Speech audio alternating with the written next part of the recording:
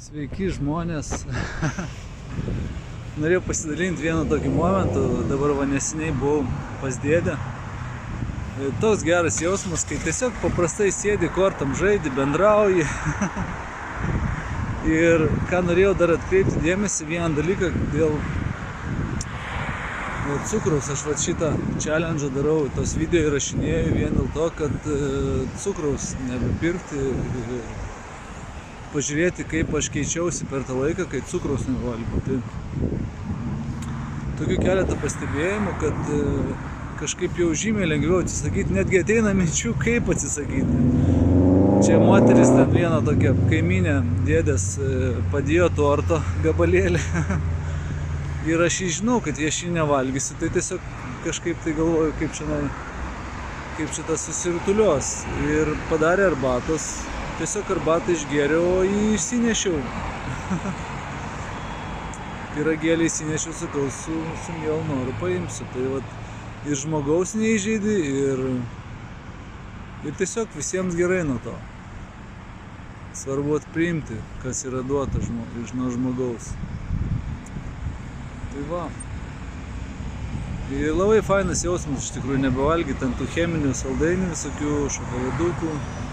Ir duonos vengti pilnai, ypač tos pirktinės, tiesiog miltų vengti bendrai. Nors kaime nepavyko man išvengti blynų mamos ir močiutės gamintų, bet dėl to nereikia parintis. Gyvenime išimtis reikės daryti ir reikės prisitaikyti prie situacijų gyvenimiškų tiesiog ir viskas. Ir kuo toliau, to labiau suprantu, kad fanatikavimas jisai nieko gero neduoda. Aš jau stebiu žmonės ilgą laiko tarpą ir matau patys adekvačiausi žmonės yra tie, kurie nefanatikuoja. Kažko užsiema ramiai, jie kaip pasakyti.